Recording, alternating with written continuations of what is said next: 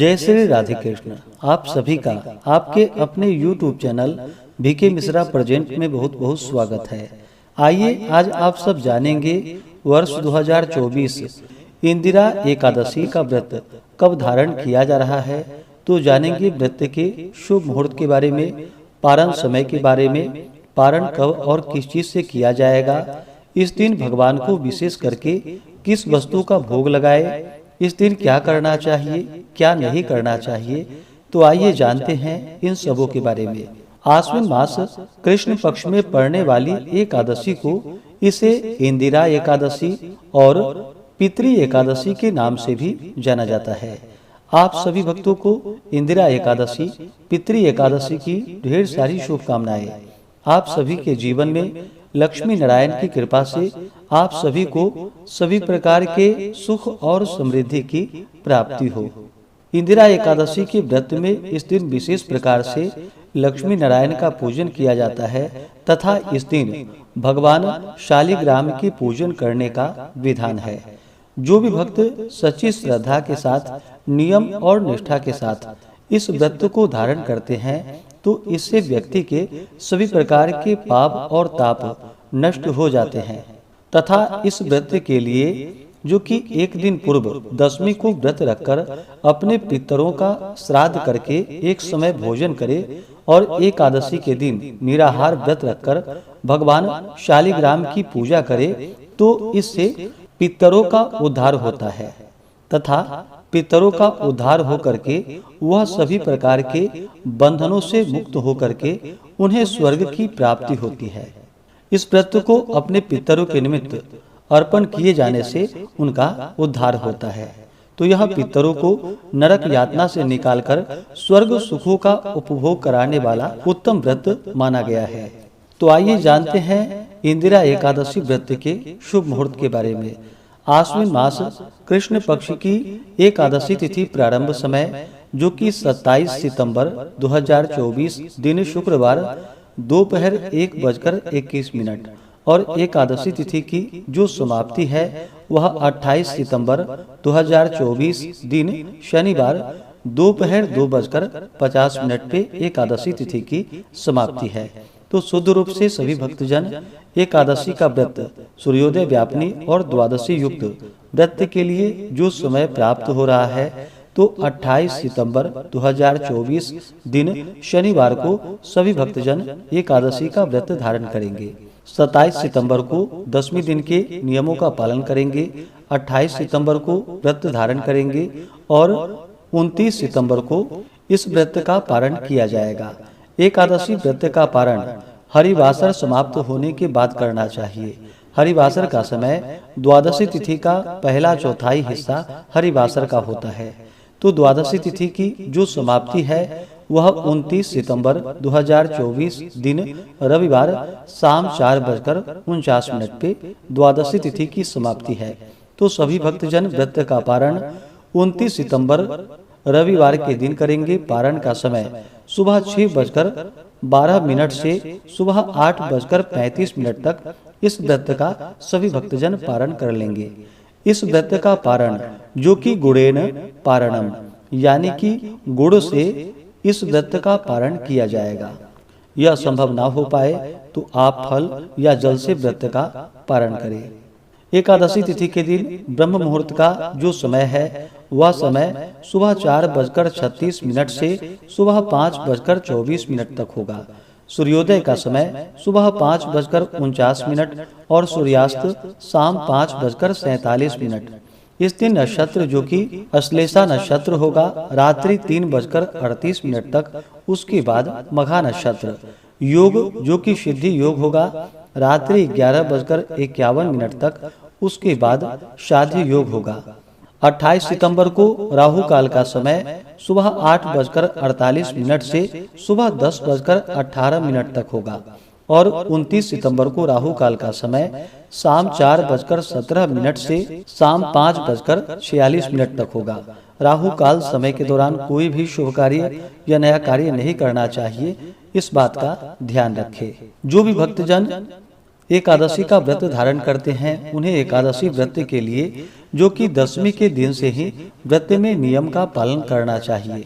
दशमी तिथि के दिन सूर्यास्त होने से पहले ही शुद्ध और सात्विक आहार ग्रहण करनी चाहिए। इस दिन हविष्यान्न भोजन करने का विधान है, जो कि जौ, गेहूं, मूंग, शक्कर, काली मिर्च, गौघृत आदि का प्रयोग करके आप एक समय भोजन ग्रहण कर सकते हैं और फिर शाम को अच्छे प्रकार से दांत साफ करके रात्रि ब्रह्मचर्य का पालन करते हुए भगवान विष्णु के और एकादशी व्रत का स्मरण करते हुए दशमी की रात्रि सोनी चाहिए। इस दिन इंदिरा एकादशी के दिन अगर पितरों के निमित्त श्राद्ध तर्पण करते हो तो दशमी तिथि के दिन ही उनका श्राद्ध तर्पण करके अगले दिन, जो कि निराहार व्रत धारण करना चाहिए। अगर पितरों के निमित्त इस व्रत को उन्हें अर्पण करना चाहते हो, उनके उद्धार के लिए, उनकी मुक्ति के लिए, तो दशमी तिथि के दिन उनका श्राद्ध आदि कर्म करके, या अगर एकादशी तिथि के दिन भी श्राद्ध कर्म करना हो तो इस दिन श्राद्ध कर्म करके पितृशेष को, जो कि सूंघ करके गौ को खिला देनी चाहिए। और इस दिन जहाँ तक हो सके निराहार व्रत को धारण करना चाहिए। यह संभव ना हो पाए तो आप एक समय फलाहार ग्रहण करके व्रत को धारण करें।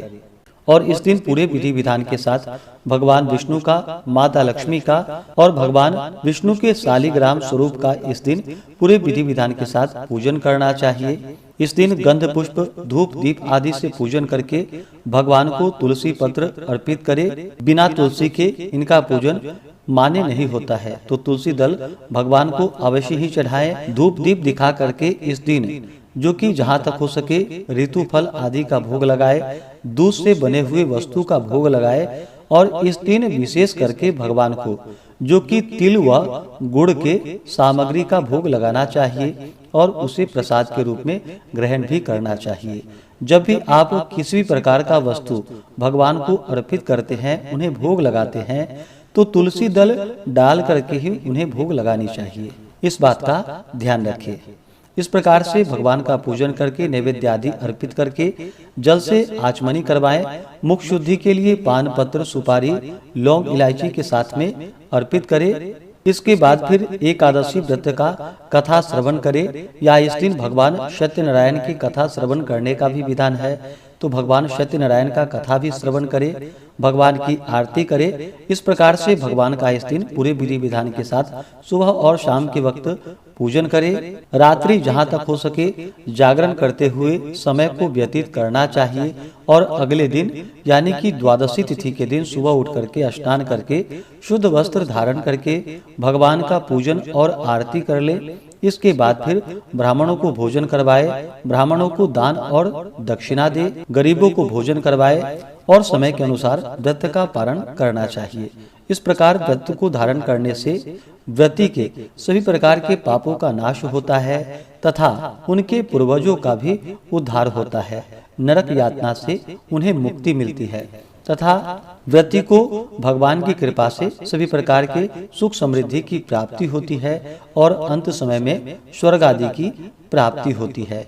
एकादशी व्रत धारण करने वाले को, जो कि व्रत के दौरान किसी के ऊपर क्रोध नहीं करनी चाहिए, अपने मन में किसी के प्रति ईर्ष्या या द्वेष का भाव नहीं लाना चाहिए। इस दौरान ब्रह्मचर्य का पालन करना चाहिए, जहाँ तक हो सके भूमि पे शयन करनी चाहिए। व्रत के दौरान किसी का अपमान न करे। जो भी याचक कोई अगर आते हैं तो उन्हें अपने श्रद्धा भक्ति भाव के साथ और सामर्थ्य के अनुसार उन्हें दान दक्षिणा देनी चाहिए। दशमी के दिन और एकादशी के दिन जो कि चावल ग्रहण नहीं करनी चाहिए, आप द्वादशी के दिन जाकर के पारण करने के बाद फिर चावल ग्रहण कर सकते हैं। व्रत के दौरान जहाँ तक हो सके ओम नमो भगवते वासुदेवाय या श्री कृष्ण गोविंद हरे मुरारी आदि अवश्य ही नाम जप करना चाहिए।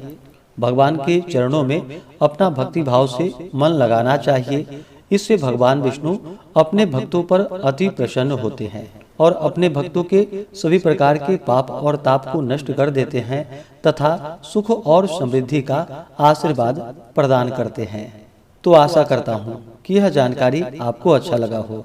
इसी प्रकार से ज्ञानवर्धक जानकारियाँ प्राप्त करते रहने के लिए, व्रत पूजा के बारे में जानने के लिए, कथा को सुनने के लिए चैनल पे अगर आप पहली बार आए हैं तो चैनल को लाल बटन दबा करके सब्सक्राइब करें, साथ में बेल आइकन घंटी को दबाएं ताकि आने वाली वीडियो का नोटिफिकेशन आपको समय से मिलता रहे।